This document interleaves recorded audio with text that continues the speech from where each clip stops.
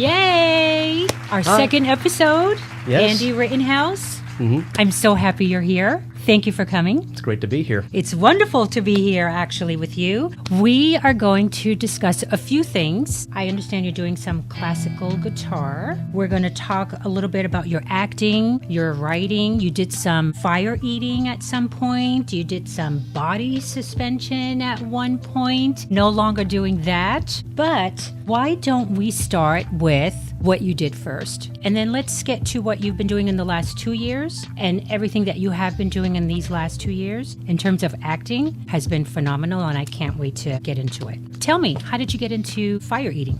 I actually got into fire eating when I was stationed up in the Central Valley. There's like barely anything to do when I'm up in Lemoore. I used to do fire spinning back when I was younger. I started doing fire back when I was about 23, 24. That was fire poi, so I'd do fire spinning with that way. Getting to my actual point when I got to the Central Valley, I ended up meeting up with a group of flow artists. I made friends with one of the guys that's up there, Mark Husted. Mm-hmm. Him and I used to hang out. I actually paid him for teaching me how to eat fire and showed me how to do a lot of these little tricks. Ever since that, I've been actually doing the fire eating. That's awesome. I still do that. That's awesome. And then what about this body suspension? And then you sort of intertwine the two. Back in 2008, I was doing body suspension with a group called Penned, and it was in Grand Rapids, Michigan. I don't want to get too graphic. They actually do put hooks into your flesh, and you hang. And you hang. It's an intense experience, but after a while, you don't feel any pain. But wow. I trained to do this upside down with fire poi for a couple weeks. And then when the time finally came where I was able to do this upside down, do the fire spinning, just let it go. Wow. And it was at a Carnival of Chaos. Amazing. Yeah, it was a good experience. Yeah. Oh my gosh, it was a good experience. Yeah, it was intense. No, it is intense. I mean, things are not always for everyone. Yeah. And it takes a certain kind of person that can endure that sort of mental pain is how I see it. Part psychological, part Right. physical tolerance of the actual pain. But as you're going up, you're like, is this going to do anything? And it doesn't. Your skin's very resilient, and it's just really Amazing. surprising. But I won't Yeah. go too much into detail.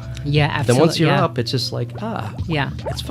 Yeah, I have to agree with you 100%. Skin is very resilient. Being an Yep. esthetician, skin has a wonderful way of healing itself. Yep. And it being resilient, I can actually see that. So you were also in the military, correct? How many years? 15 15 years. 15 years. Yeah. And when did you retire, or when did you leave? I haven't left yet. I'm still active, but You're still active. I'm actually putting my paperwork for separation. I could stick around for an additional 5 more years, get my pension, everything like that, but it's about quality of life and not connecting with people at work. Right. I'm not connecting with what's going on, so I'm just like, okay, I just need to make a choice. Go out and find my tribe, which I've found in the past year, which is great. Yes, I love that. Thank you for your service, and congratulations on following your path and what you know is right for you. Yeah. That also takes a lot of courage. That's fantastic. Congratulations. Thank you. Let's talk about the path that you're on now, because I think it's super great as well. Has it been 2 years or almost 2 years that you fell into acting? How did you get into acting?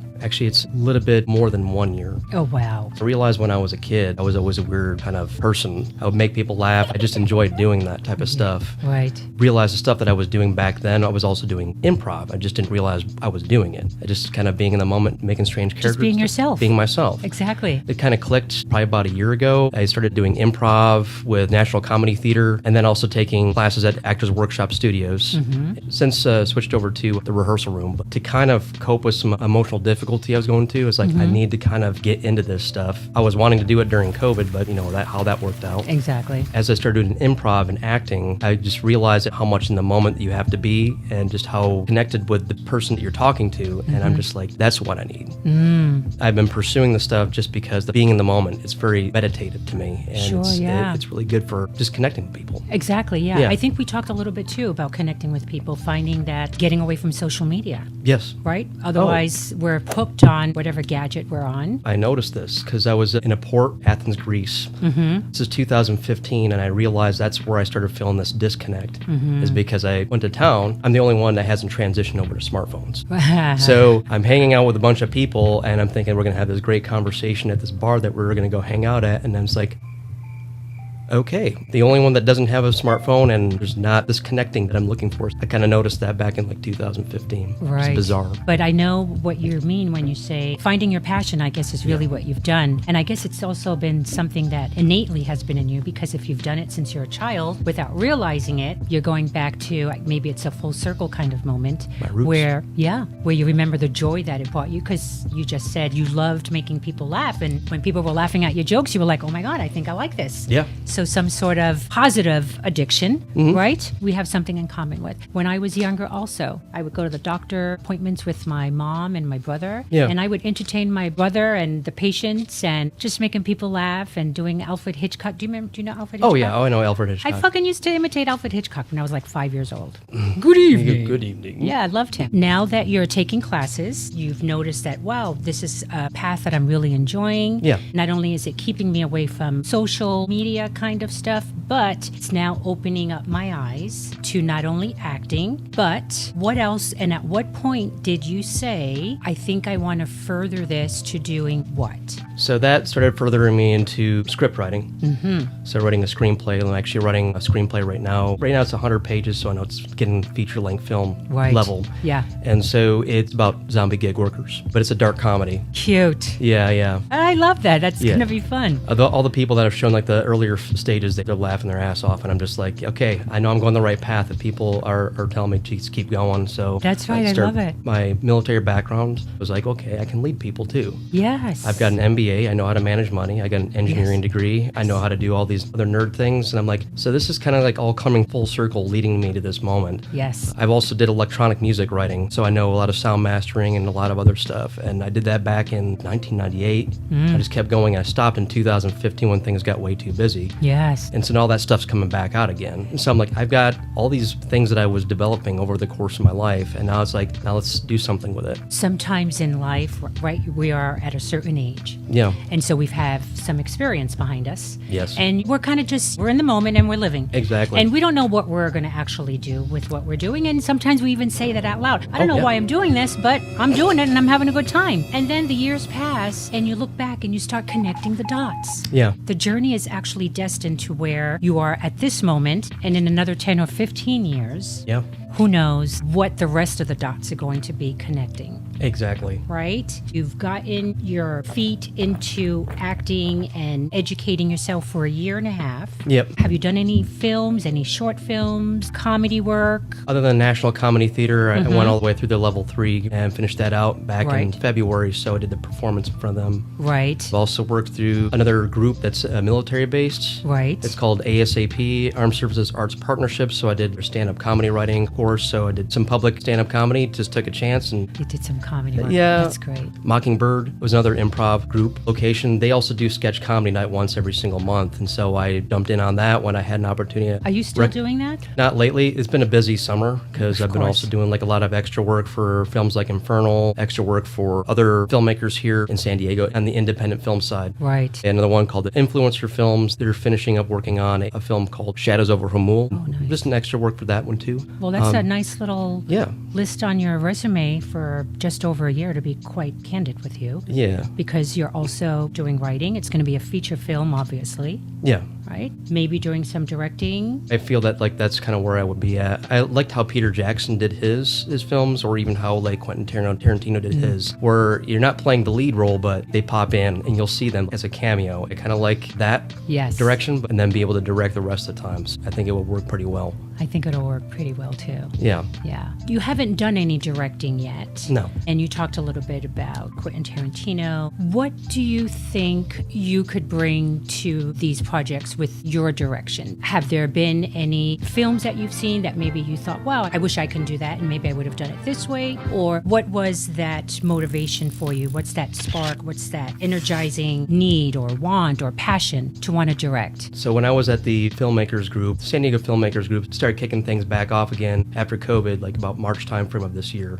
And then around April, I realized every single time I went to these little independent short film festivals, I'd meet some directors, I'd meet other people, and be like, hey, why don't you come here? Why don't you come here? Next thing you know, I'm bringing people that I know from other locations. Hey, come to this location, and trying to like centralize the base. That was kind of like right around May timeframe of this year. I'm just going, am I directing?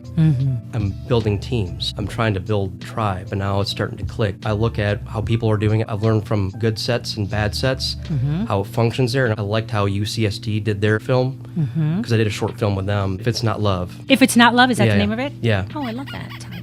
Yeah. So I just love love. But then who doesn't, right? Some people do, some people do. Yeah, I like it all. Like Yeah, I do too. Very nice. dramas, Okay. comedies, horror. Yeah. They all have their own little niche that they actually kind of do. But at any rate, but other than that kind of pulling people together, I like to plan. Sometimes I'll walk on sets and get people that are going, they don't even have a shot list. They don't know. Right. And they're coming in and just winging it as they go. And I look at the other actors, I look at even the crew, and I kind of see that they're kind of burning out when they're trying to make the sausage as they go. And I'm like, I can do this. I started looking at making plans. I got to have a plan before I actually execute. Respect everyone's time. Yes, of course. Yeah. Absolutely. In and out, I want you to mitigate as much, having reshoot everything as possible. Right. That's either a gift, something that's learned, something that, again, you're just born with. Yeah. But I'm curious to know, because you're in the military, or you still are in the military, do you think it's helped you a lot in many areas of organization, planning, and having a routine? Absolutely. And then let me ask you this. What are some of the things, perhaps, that the military has taught you that you think you may need to unlearn now because it doesn't quite fit into this acting? Because so much of that also is when you're in the moment. Yeah. So there is no planning, and things don't always go the way they're supposed to go. About a year ago, especially after getting off a ship, I've got a lot of anxiety. Late for the meeting. Sometimes you just got to lose that anxiety. Yeah, there's traffic here in San Diego. Yeah, there's other things going on. It's okay. It's okay. It's okay to do one thing at a time, and it's okay to mess up. Yeah. Acting has also taught me is it's okay. You're gonna make mistakes. I think that's the beauty of it. Yeah. There was always this push to have zero defect. Doesn't really jive with me ever, because I Right. know that you can't have zero defect ever. I did acquire a little bit of that. I have had to unlearn that. Zero defect is not a good thing to have. It's not a good thing to No. have. You're gonna make everyone neurotic in your group. That's right. Yeah. So I think everyone in this business, not everyone, of course, most has some form of neurodivergency, right? ADHD, maybe we're on the spectrum. Younger folks, they kind of know what it is, so they've kind of lived with it and understood how to live with it. I had no idea how to live with it, and so I didn't get what the heck was going on. Yeah. But man, did I live in my ADHD. Oh boy, I lived yeah. in it. And of course, there's consequences. But now that I know it, now I kind of embrace it. Yeah. And I have such a great understanding of it. And I use it to the best of my ability. And I love it. With everything that you have done in over a year, acting, comedy work, acting school, simultaneously going to comedy school, maybe 2 different schools, if I'm not mistaken, in comedy. I've had to throttle those guys back because I don't want to spread myself too thin. I Right. realize that. But at some point, you were doing this, correct? Yes, I was. Writing this 48-hour film festival or something similar to that. Yeah, we just got done with that, and we're going to be doing a showing of it on the 9th for our group. So Right. that'll be, we just got done doing that a couple weeks ago. You're still in the military. If you had an opportunity to do something next week, what would that be? If I were to be realistic, You don't have to be realistic. okay, I would say I would like to act in the comedy film. Yes. Yep, I just love making characters. Your scene late last week was amazing. The comedy was so funny, and without you even trying, super fantastic. So when I hear you talk about the film that you're ready to make, it's a comedy horror. Yeah. Right? You want to do a comedy film Yep. right now? Yeah. I can definitely, absolutely see you in that. And I think you are amazing. And I think thank you you. will be amazing. Thank you. You're welcome. I already got characters lined up. So Tell me about them. Tell me about them really quick. Falling Out is basically about the zombie apocalypse. It's about zombie gig workers. So it's about an exploitive company called Zomcore that is exploiting the apocalypse to turn zombies into gig workers. It's a dark comedy, try to turn a dark topic into something that's more positive and make people laugh at it. Right. But the main character's name is Adam, and he has a falling out with his family, so it's like double tap. So it's about a fallout of the entire society, but it's also falling out of a family that must rejoin itself later. I love it. But the main character, his name's Adam. He's a scientist, and he becomes disillusioned, and that's when he leaves his work. He ends up encountering his hippie sister, who just is more like comedy relief, but she's like the free-going kind of person, just doesn't care that the apocalypse is even happening and doesn't acknowledge it. Yes. They're just misunderstood. Oh, the that's zombies so cool. are misunderstood. Yeah, the zombies are misunderstood. Yeah. I love that. They eventually meet the father, who's like a prosperity gospel preacher. So they all have polar beliefs in how to actually solve the problems, but they Right. kind of go about it differently. but they'll reunite. Yeah. Those are some of the main like protagonists, but then the antagonist, his name is Toby. Toby's like a megalomaniac who just sees everything that's exploit. You have General Morbid. Right. And he's a corrupt military general. Mm-hmm. Is that you by any chance? Is that going to be loosely based on you? No, not that general. Then we have Mrs. Vanderblood, who's a socialite, turned her face into something that looks undead because of plastic surgery. So cool. And then Vigo, he was a very smart scientist that came from overseas and he was exploited for his green card. He's now like overworked and he looks undead. Right. He doesn't sleep. He doesn't go out and get sunlight. And so he kind of looks like this mad scientist. Oh, I love it. He has a side hustle of plastic surgery in the apocalypse. Very cool. I like the way you got into character. Yeah. That was hot. I like that. I know that we're interviewing you. However, Yes. so I always wanted to write something and I thought, my God, a short film would be great. I don't know what to write about, but I know that I have had so many short episodes in my long life that I have web series I can probably do, but nothing like no one's ever seen or heard of. So I thought, no, I don't have anything new to bring to the table. The other couple of weeks ago, I just got this idea that I want to write a comedy, horror, sci-fi kind of short film. I see it in my head. I have to write it out, but I see it visually. I see the whole thing. Yeah. I see this one character who's going to morph, and it's going to be called Sarah Zach. Oh, geez. I'm hoping the name itself is just going to bring attention and curiosity just for someone to want to tune in. And then I hope when they tune in, I just hope it's going to be great. So Yeah. hope it's going to be as great as yours, actually. But yeah, that's enough of what I want to say about that. But when are you guys going to start filming, or where are you with this film? Are you still writing? Is it almost done? Has anyone looked at it? I've had people look at it and give me their feedback, and I'll be quite blunt. Too much dialogue. As actors, you know, you want to write dialogue. There's a little bit more than just that. There's undertones of facial expression. You can you don't have to say anything. Like now I'm trying to imagine the stuff out as if I'm writing the film. As I'm writing this, I'm doing the shots. Still finishing up the third revision, finding out what makes sense, what can I cut out, what's not really contributing to progression of the actual story, what's excess that I can cut out. And so try to get it where it sounds good. I'm already looking at a proof of concept. So probably a short film, 6 to 8 minutes is what I was looking at. And then that's probably where I'll start showing off what I'm trying to create. It's getting there, but keep on getting distracted or I get sick or something. So now I've just got to dig back into it again. Right. Let that hyper focus really help us, right? Yes. It's amazing because we have 15 things that we're juggling, but yet we're hyper focused on this, but still we're juggling all this behind us, right? Yeah. Did we talk a little bit about your guitar playing? We did, didn't we? I don't think so, but 2 years ago, I did pick up acoustic guitar, You mentioned something about... Spanish guitar. Yes. Tell me about that, please. I've been trying to learn a little bit of Spanish guitar, trying to learn finger picking, so I'm not good there yet. I've actually gotten to more rumba. I like the rumba style, the chords that it creates, the flair that I can do with it. If they've never heard of it or want to hear what it sounds like, an artist or a song that plays this sort of room? No. No. Right now, it's just straight up rumba chords and just trying to get good at that. Right. Started off with the brass string, acoustic. Didn't really jive with me. It has a much more brighter sound, but I really love the warmth like a Cordoba, so that's my go-to now. And plus, it's easier to finger pick and won't destroy my nails. Right. So I need to grow them out more. Right. So. What am I going to do with my nails if I want to play guitar? Are they going to be You can use ruined? pick. Okay. Well, that's one thing I got to do now too is I get some nail hardener so I can actually harden the nails if they start splitting or anything like that as I'm picking to make them stronger. So perhaps you want to try some nail gel. I'm learning. That's Teach what you me want more. to do. Yes. Nail gel. Go to the guy downstairs. Okay. LK Nails, if anyone. Yeah. He is really amazing. These guys, they look amazing. They normally last me about a month. Okay. But this is 2 weeks already, so they look beautiful. But they have nail gel that they will actually apply on your real nail. Yeah. And I would seriously think about that. So you don't jack up your natural nails. You want to take care of your real nails. So the gel will actually help. It'll be that barrier. That'll be good. Yeah, try that. I to don't know. think a nail glue or anything like that would help. All right. Right? I'll learn from the experts. Absolutely. Some things I am an expert in, and some beauty areas I very much am an expert in. Perfect. That's for sure. You've been doing this for over a year. We always get the question sometimes, where do you see yourself in 3, 5, 10 years? Where do you see yourself in this industry? Is it something that you chase, and then once you got the chase and you caught it, that's it, you're done? So No. what is it that you're chasing, and where do you want to take it? What I'm chasing is more it's personal.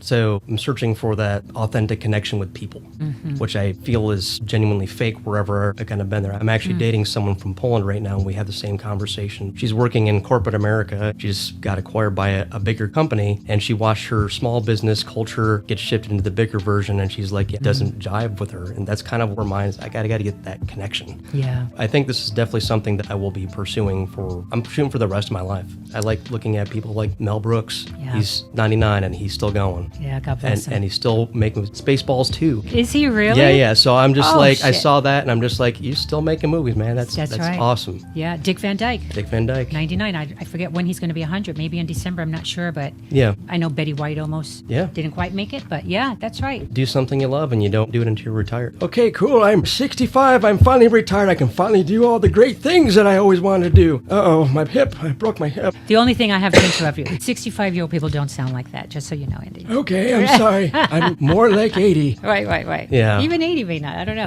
No, That's yeah. pretty old, damn it. No, I'm just kidding. I take that kind of like the tone from like Grandpa Simpson. Yes. Yeah. Impersonations when I was younger too. So Yeah. Okay, so this is going to be for the rest of our lives. Yeah. Right. Regardless capacity, what level, but this is the rest of our lives. For Yeah. sure. The rest of my life too. Are you more of like a solo creator? Do you see yourself with developing a big team behind you? Yeah. But are you involved with this big team, or are you sort of more solo and more directing your team, or are you more hands-on with your team? I would love to be just hands-on with the team. Not micromanage them, but be more hands-on and be part of the fun. Right. We did the 48-hour film group. I was just an extra, but I took this character and Hey, how's it going? Throughout the novel, there we go. That's the voice I'm looking for. You just have to find it in the throat. I love it. yeah, I was a cult leader, and it was based upon a flying saucer, so I was a flying saucer cult. I found the pillow at Target the day before. Hi, everyone. Bring throughout the novel levers. Heal her. Heal mother saucer. And just kind of embody that character. I like that kind of engagement. I don't think I could just see myself just doing directing.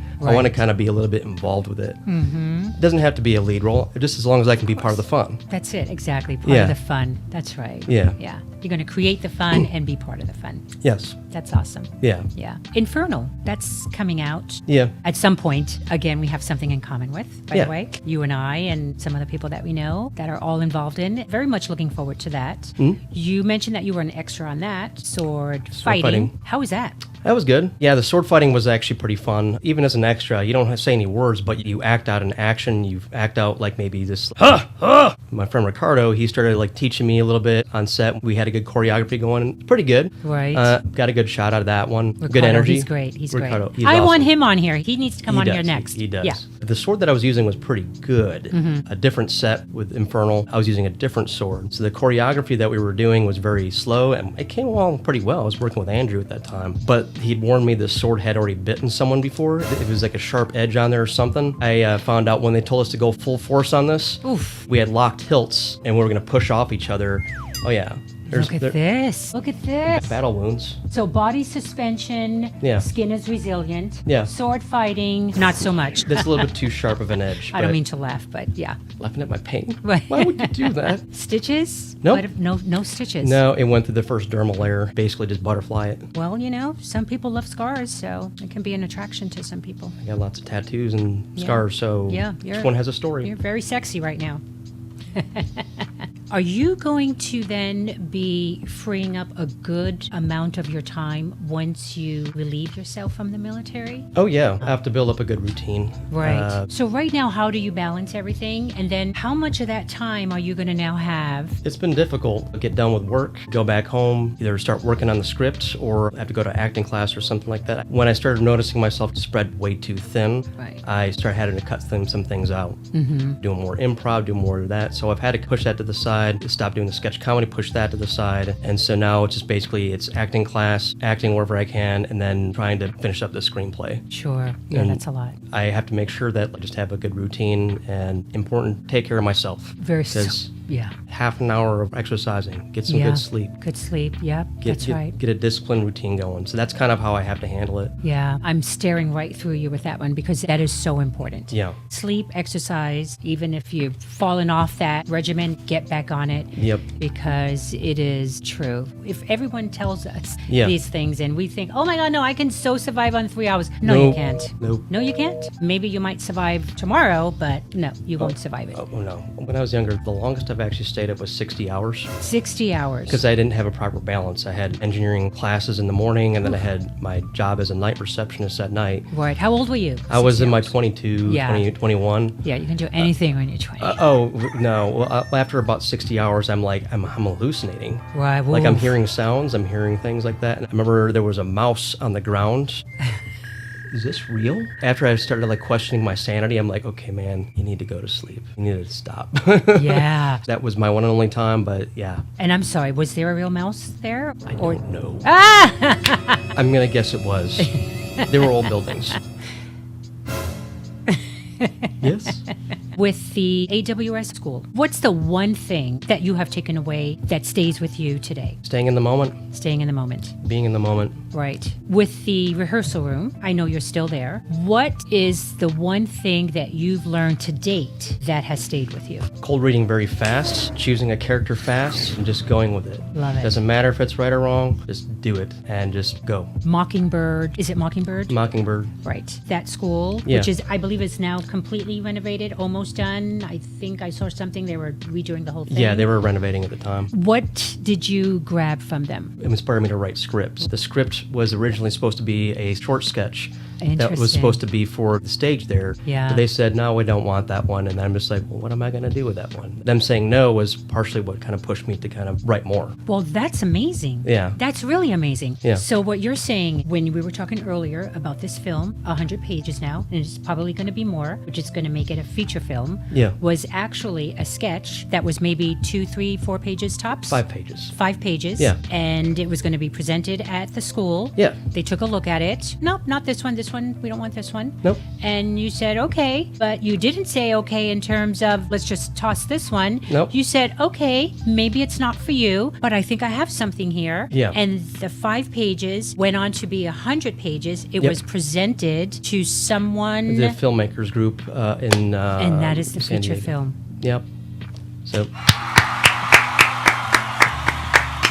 That is awesome. That is awesome, folks. Pay attention.